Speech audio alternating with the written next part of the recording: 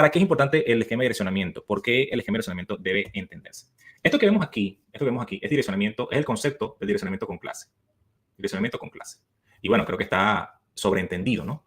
Tenemos clase A, clase B, clase C, clase D y clase E. Lo primero que quiero decirte es que no te preocupes por las clases E, porque no se tocan, son direcciones experimentales. Es decir, cuando se creó el esquema de direccionamiento IP V4, los ingenieros que crearon el esquema de identificación de la Internet, o de lo que en su momento era la red, porque en ese entonces no existía un concepto como lo llamamos la Internet, lo crearon para efectos experimentales. Quiere decir que ese grupo, este bloque de direccionamiento IP, sirve para que los ingenieros sigan haciendo pruebas sobre el esquema de direccionamiento IP. Entonces, no te debes preocupar por hablar de redes clase E.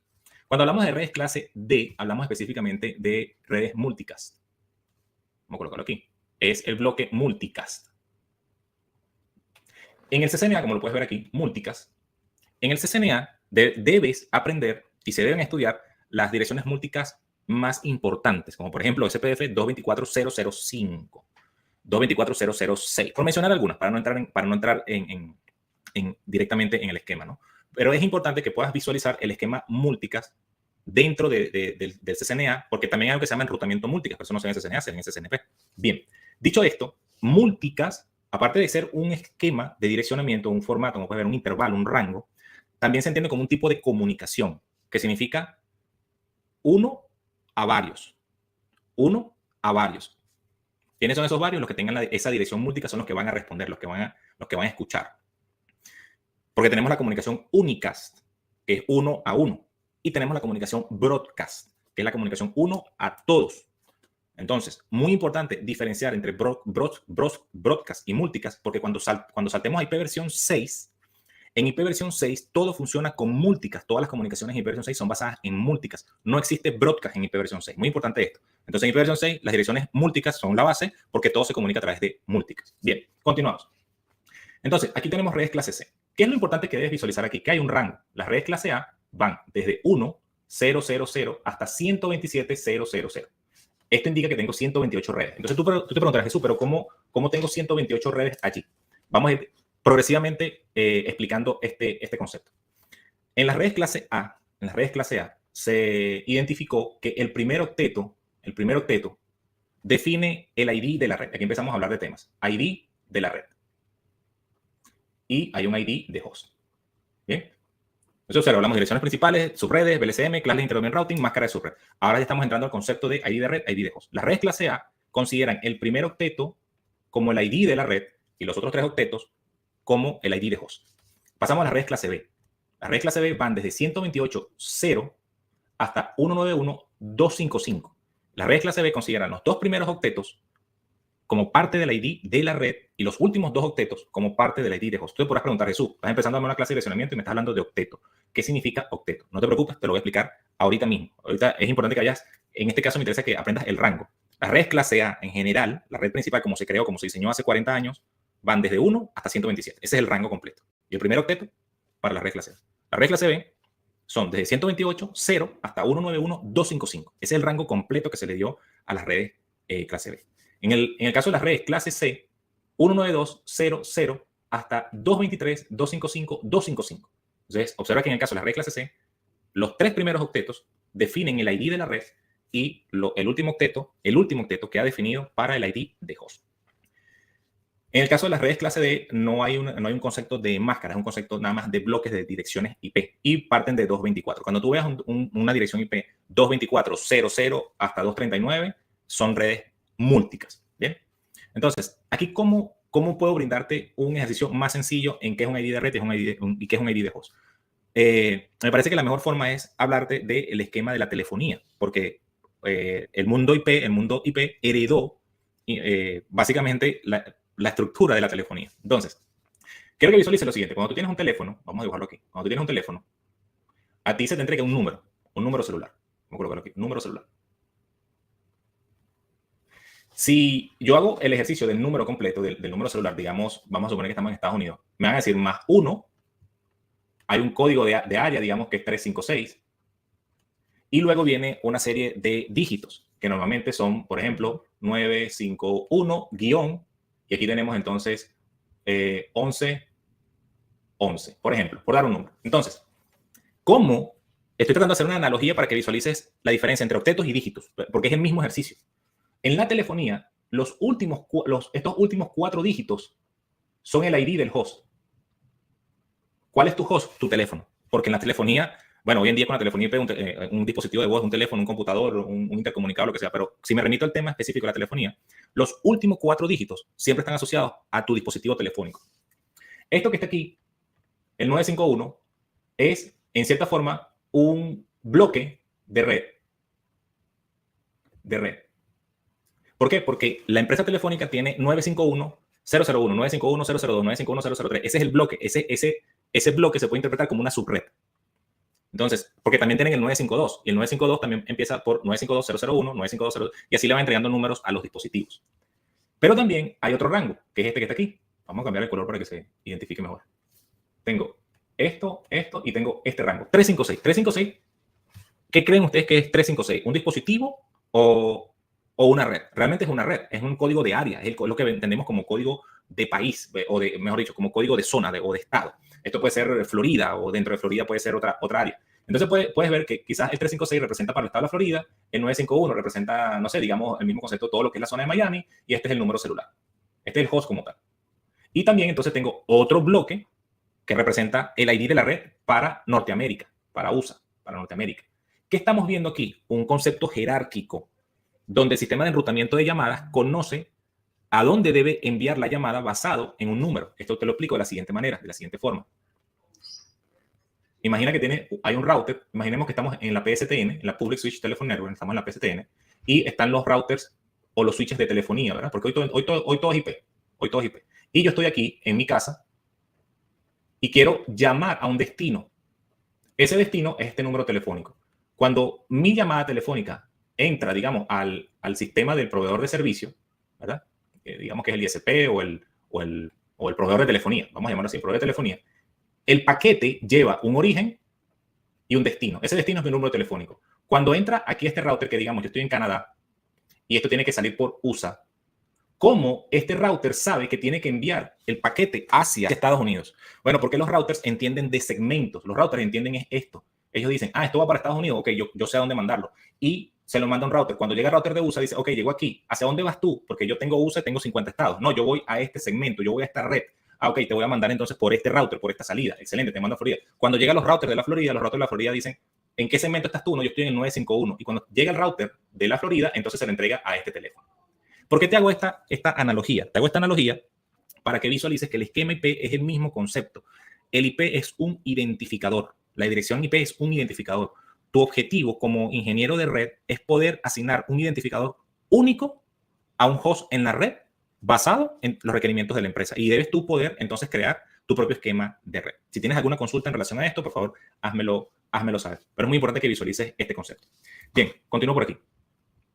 Vamos a continuar por aquí con las redes de clase. Bien, esto que tengo aquí abajo, ya terminando el concepto de clase. Entonces, hay un concepto de clase. ¿Qué pasó? De aquí a aquí, hubo un paso en el tiempo. ¿Qué sucedió? La Internet empezó a crecer. Es decir, ya no era ARPANET, ya ese identificador no era nada más para las universidades y el gobierno. Los proveedores de servicios se dieron cuenta que había negocio, había forma de facturar, salió la World Wide Web, Tim Berners-Lee. Todo esto va sucediendo y los proveedores de servicios empiezan a implementar redes basadas en direccionamiento. Y en ese momento los ingenieros de Internet dicen, oye, nos quedamos cortos, porque nosotros diseñamos estas redes clase A para una empresa para una universidad como Harvard, para el CERN, para el Departamento de Defensa de Estados Unidos, pero nosotros no diseñamos redes clase A para 300 millones de hogares. Tampoco diseñaron el esquema de direccionamiento IP, lo diseñaron para Internet las cosas, porque entonces no existía ni Internet. Entonces, ¿qué dijeron ellos? Oye, tenemos que hacer algo, tenemos que parchear, me gusta llamarlo así, esto es un parche. El concepto con clase, y más el concepto privado. Es un parche que a los bloques que se quedaron cortos. Entonces, ¿qué dijeron los ingenieros? Oye, mira, ¿sabes qué? Tenemos que sacar una norma, es lo que se llama el RFC 1918. Tenemos que sacar una norma donde de este gran bloque clase A sacamos un pequeño bloque. Y de este gran bloque clase B sacamos otro pequeño bloque. Y de este gran bloque clase C sacamos otro gran bloque. Y le decimos a la gente y a las empresas, a los hogares, a los manufacturadores, que ese esquema se debe utilizar solo en un concepto privado. Es decir, casas, hogares, por supuesto, empresas, organizaciones, gobiernos. ¿Por qué? Porque el concepto público, vamos a hacerlo así anaranjado, El concepto público, que es la Internet público, va a seguir utilizando los rangos que quedan aquí. Bien, entonces, ¿qué dijeron? Vamos a ver si puedo sacar por aquí un pequeño dibujito. Permítanme un minutico para dibujar, para hacer un dibujo por aquí. Creo que puedo hacer un pequeño dibujo por aquí. Estoy abriendo el whiteboard. Permítanme un minuto. Excelente. Bien. Observen lo siguiente. Es para que puedan llevarse la ventaja, la diferencia, ¿no? Aquellos que están empezando en direccionamiento IP. Sé que para los que ya conocen direccionamiento IP, esto puede ser repetitivo. Sin embargo, como siempre lo he mencionado, la repetición es la madre de la especialización, o sea que es un conocimiento que nunca está de más repasarlo. Bien, dicho esto, quiero mencionar lo siguiente. Una red clase A va desde 1 hasta 127, ¿sí? Con sus 3 octetos. 1, 0, 0, 0, hasta 127, 0, 0, 0. ¿Qué hicieron los ingenieros? Ellos dijeron, mira, aquí tenemos 128 redes posibles. Hay 128 redes. De esas 128 redes, tómate solamente el 10. 10.0.0.0. Y esto es lo que vamos a llamar redes privadas clase A. Privadas clase A. Así de sencillo. Eso fue lo que hicieron. Entonces, de todo el esquema de clase A 1 hasta 127, se usa en empresas el 10.0.0.0, entendiendo que esto es el ID de red. Recuerda lo que te acabo de explicar aquí con la analogía de la telefonía. Hicieron lo mismo con las redes clase B.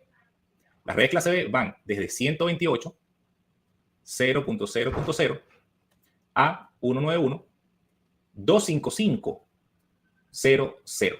Entonces, ellos dijeron, oye, mira, de todo este rango, vamos a separar desde el 172, 16, con este que está aquí abajo, este rango que está aquí abajo, 172, 16, 0, 0, a 172, 31, realmente 255, 255, esto es 172, 255, 255. Entonces, entendiendo que estos dos son el ID de la red y estos dos octetos son el ID de host. Y cerramos entonces con las redes clase C, que son las que normalmente utilizamos nosotros. Las redes clase C en el bloque público van desde 192, 0.0.0 hasta 223, 255, 255, 0. ¿Y qué hicieron los ingenieros de la Internet en el RFC 1918? Dijeron, oye, ¿sabes qué? Vamos a tomar desde el 192, 168, 0, 0 al 192, 168, 255, 0. Entendiendo que estos tres primeros son el octeto. Ahora, ¿qué quiero mencionarte con esto? Cuando trabajamos con una red del tipo clase C, cuando hablamos justamente de este octeto, el 0 al 255, lo que estamos diciendo es que yo puedo utilizar la red 192, 168, 0, 0, puedo utilizar la 192, 168, 1, 0, puedo utilizar la 192, 168, 2, 0, así sucesivamente hasta 192, 168, 255, 0, donde cada una de estas redes principales, estas son las redes principales, recuerda el concepto que te mencioné en la agenda, redes principales, pueden llegar a tener 256 valores. ¿Cuáles son los valores? El 0 y hasta el 255. ¿Qué quiere decir esto? Cuando yo enciendo todos los bits, aquí estoy avanzando un poco más, ¿ok? Pero es parte del ejercicio del esquema IP. Todo este octeto, no, voy a descomponerlo así. Este señor que está aquí son una serie de ceros, una serie de valores, ¿ok? Son 8 bits. 1, 2, 3, 4, 5, 6, 7, 8. Ellos tienen una posición de valor. Lo voy a pasar rápido y lo estoy explicando más adelante. ¿Okay? Este vale 1, este vale 2, este vale 4, este vale 8, este vale 16, este vale 32, este vale 64 y este vale 128. Cuando yo enciendo todos los bits, el valor es 255. Y cuando todos están apagados, el valor es 0. Entonces, en un octeto, yo tengo 256 valores. Porque el 0, aunque es ausencia de cantidad, es un valor. Entonces yo tengo 256 valores en cada octeto. Pero la realidad es que el 0 y el 255, es decir, estos formatos, todos los bits en 0 y todos los bits de la porción de host en 1, es decir, encendidos, no se usan porque se consideran las direcciones de broadcast. ¿Esto qué quiere decir? Esto que está aquí es la dirección de red, ¿de qué? De esta red principal. Y así va a suceder en cada una de las redes que vas a ir viendo. Siempre va a haber una dirección de red, que es todos los bits de la porción de host en 0. Y siempre va a haber una dirección de broadcast.